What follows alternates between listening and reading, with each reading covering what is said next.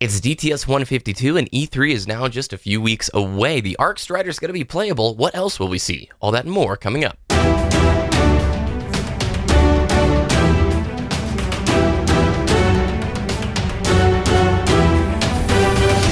You're listening to Destiny the Show.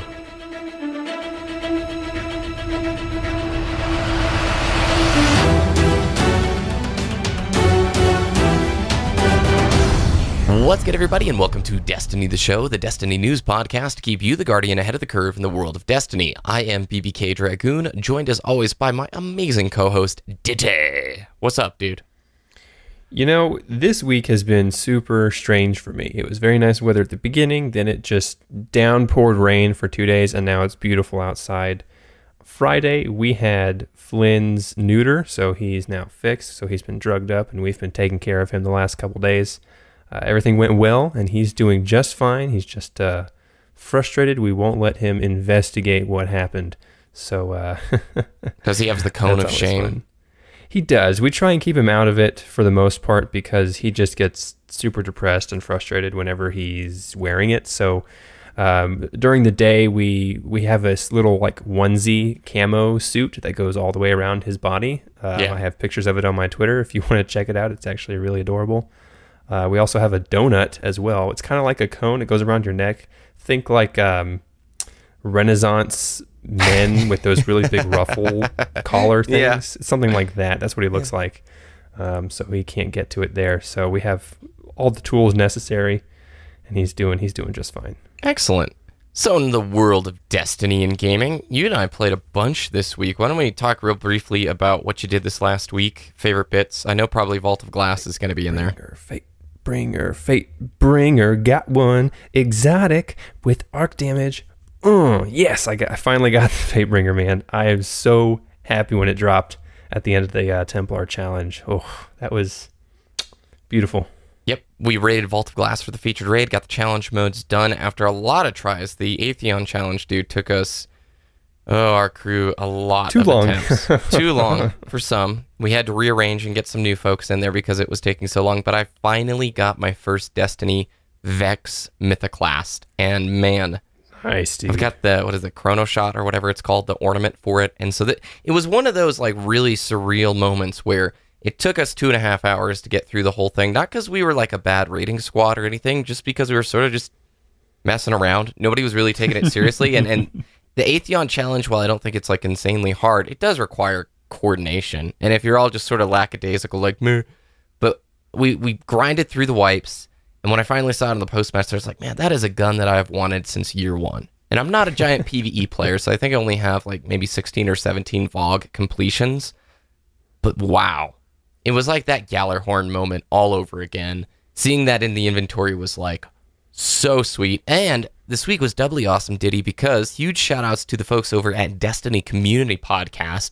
I was live streaming over on twitch.tv/BBKDRAGOON, shameless plug, on Thursday night, and we were running the Nightfall, and all of a sudden we go from like 10 viewers to 500 viewers because as DCP's podcast finished up, they rated the stream. And I really just want to say thanks to everybody who was out there. If you're new and you're listening to the show and you're one of the people from the stream, let us know. Say hi to us on Twitter at Destiny the Show. It was really, really stinking cool, Ditty.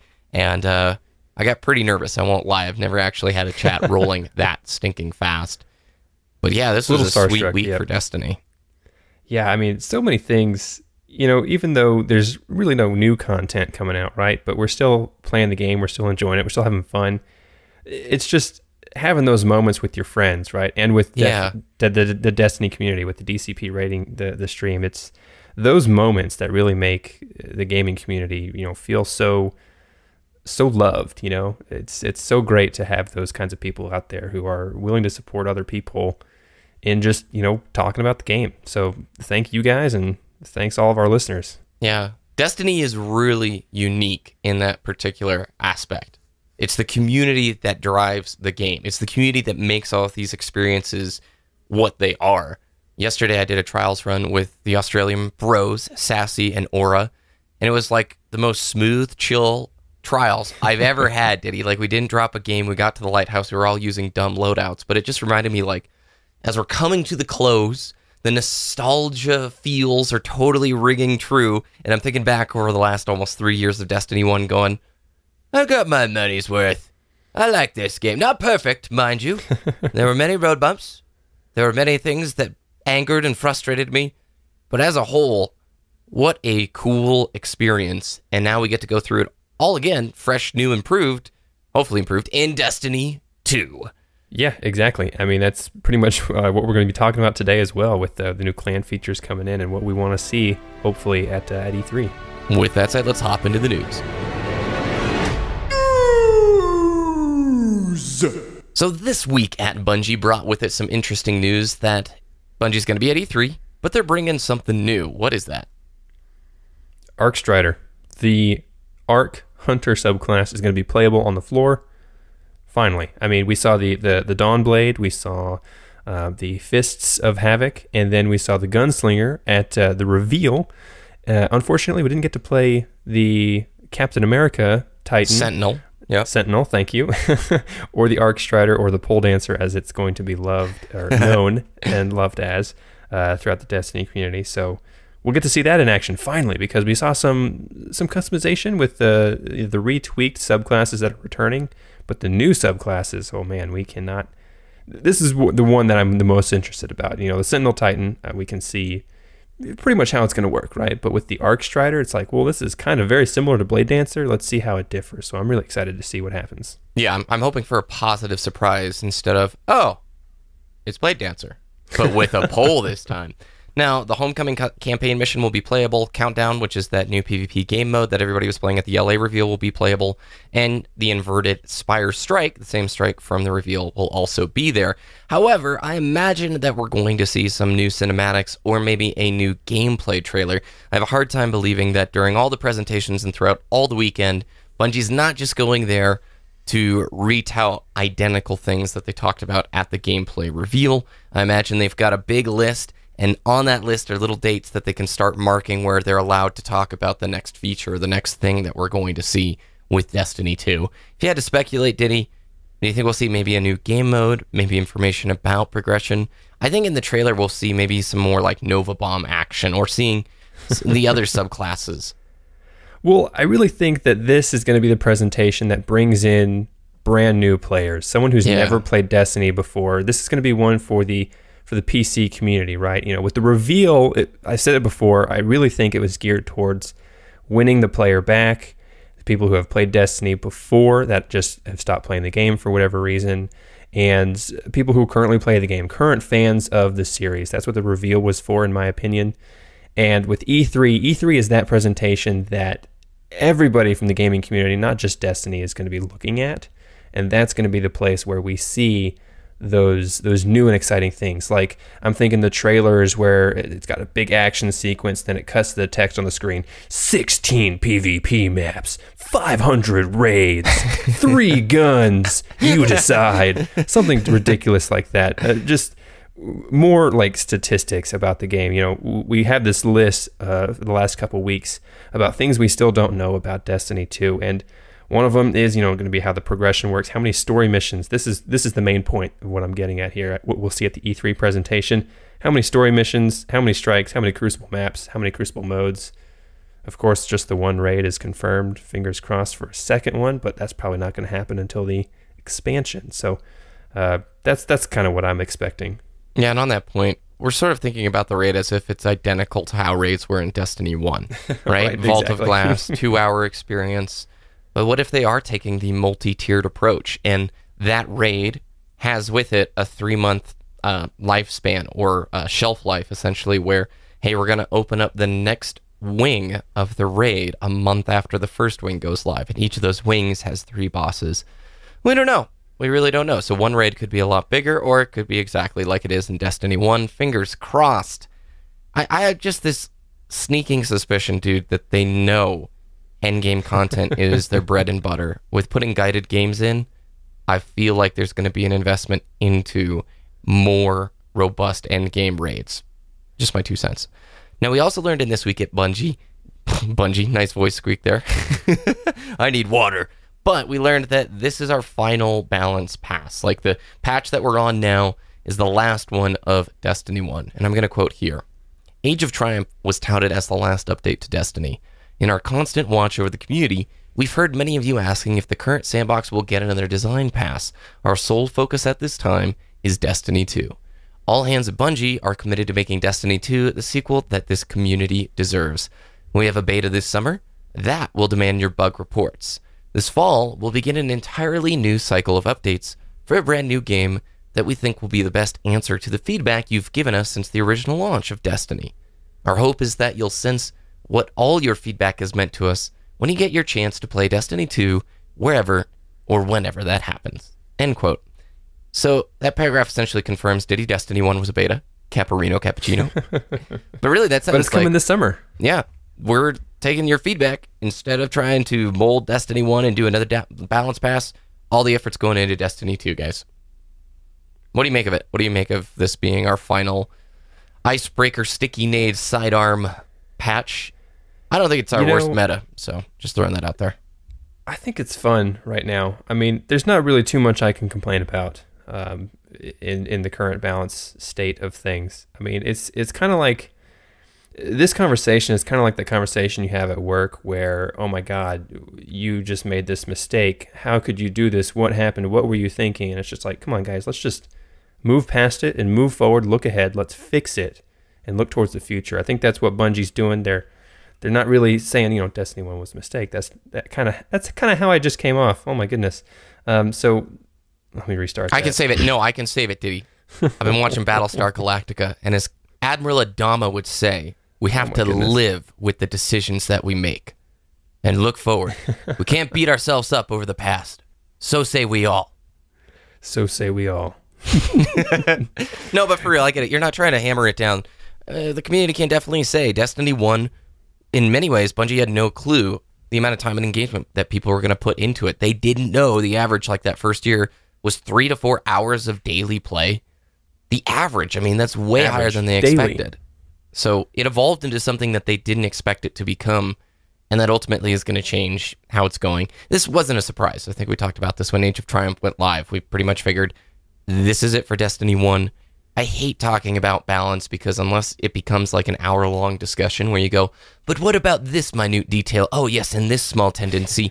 You always get somebody who's like, you forgot to talk about X and Y.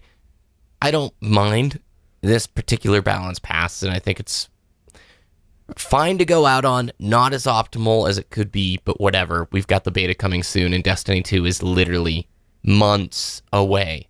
Months. Less than 100 days at this point. That time is going to fly by, especially with like 2 weeks of a beta somewhere in between there. Oh man, that gets me really excited though.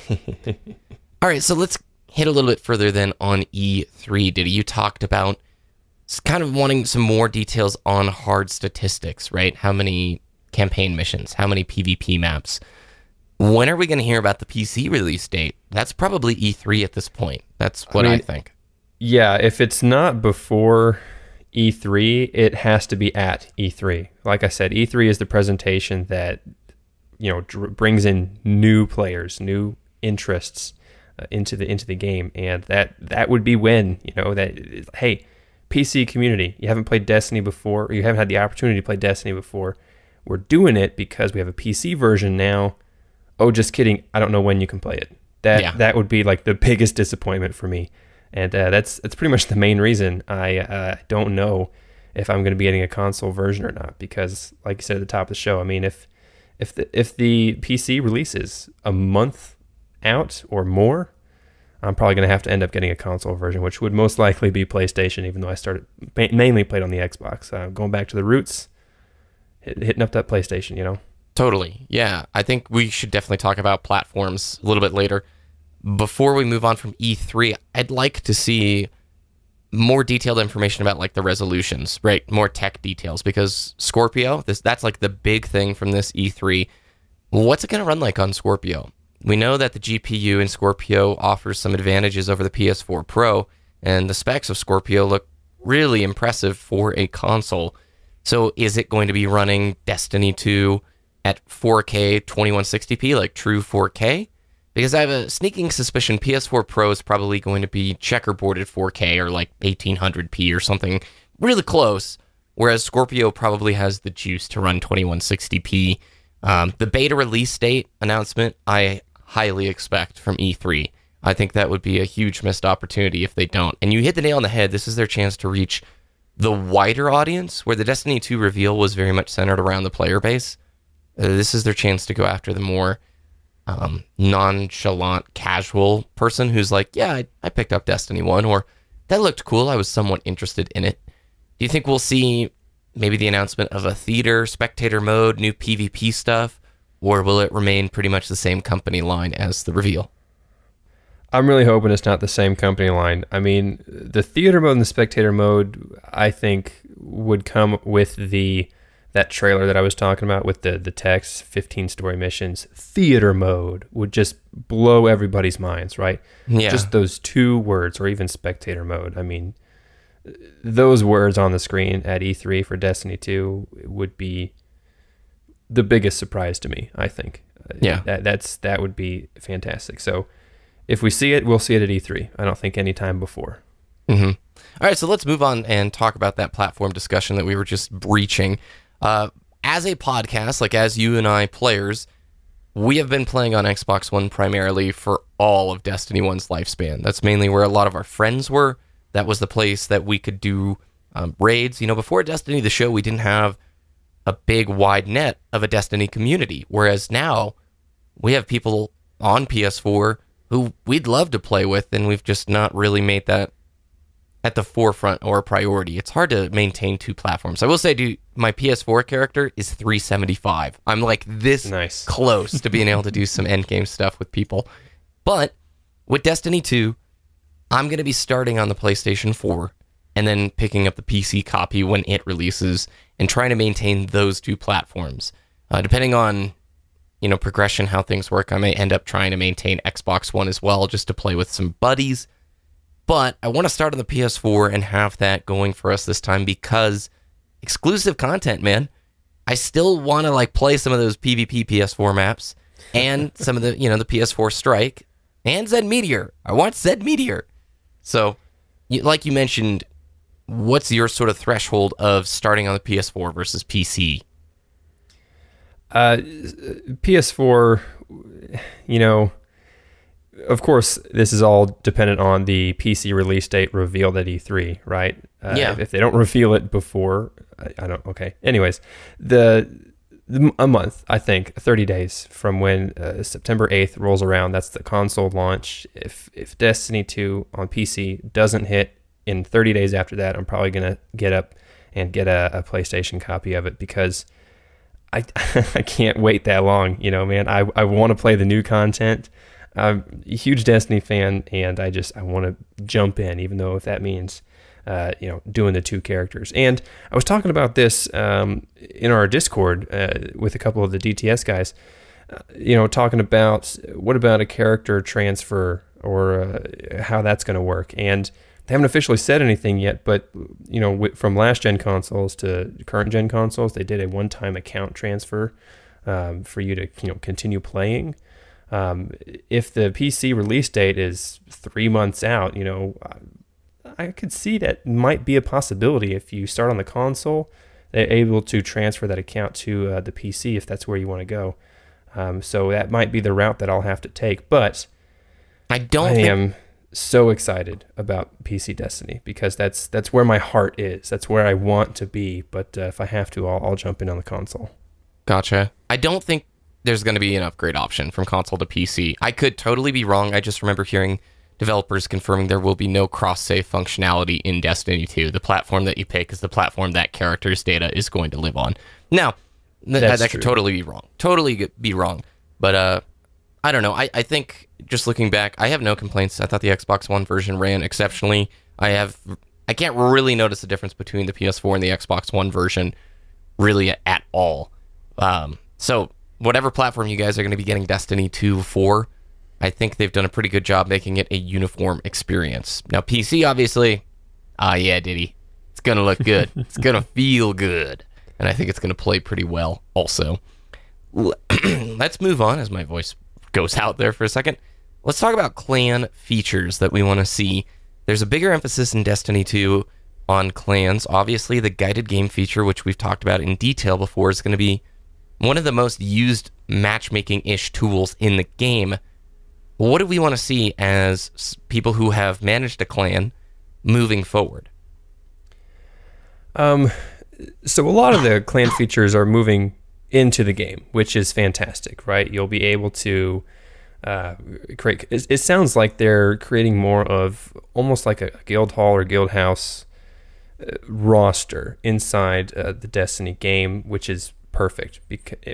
But like you said, as admins of a clan, I want to see more options that allow me to see how long people have been members, see when the last time they played Destiny was, because currently the only way to see that is to go onto BungieNet or Bungie.net and look at your admin tools, look at the member list, and then go to that player's profile and then go into their Destiny character to see when the last game they played was. It's just way too many hurdles, and I just want to see a date, right? I want to see if this person hasn't played Destiny in 4 years and the limit is capped, which it currently is at 100 per console.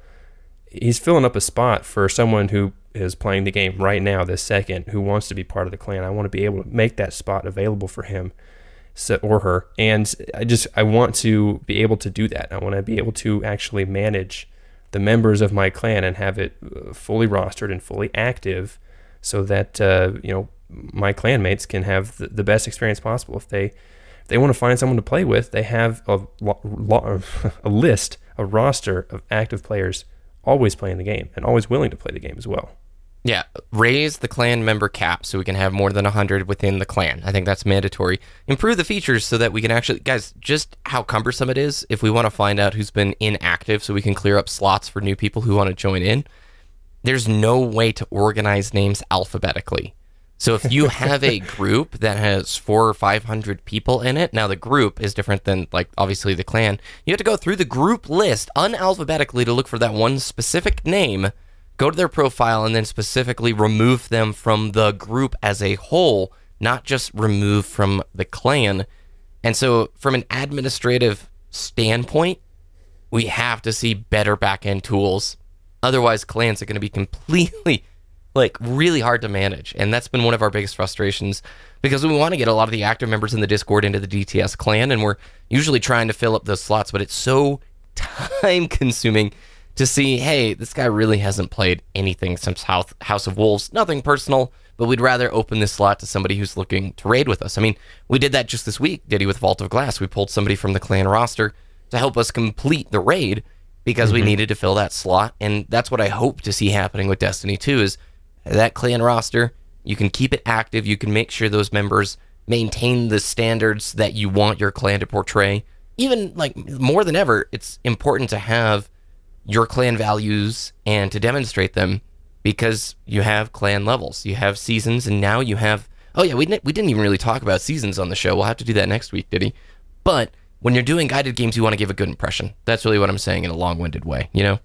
Yeah, I mean, we've got people in the clan who we think are great leaders, people who are always looking to form groups and take other members who have never raided before through the raid, or through strikes, or through Crucible, or whatever. Say they're doing the Mountain, that Crucible quest line that took forever until they nerfed it, or buffed it, whichever. And then, people willing to help with anything. Like, having those resources available in the clan are fantastic. The clan is not just managed by you or I, it's everybody in the clan helping everybody else, right? It's that mesh that keeps everything together and really strong. Totally. Yep. I hear what you're saying. Well, that's going to do it for this week's Destiny the Show. A little bit shorter. We had a brief respite of news, but we're a week and a half away. E3 is June 13th, and it actually starts sooner for some of the presentations because the Xbox thing, I think, begins on Monday.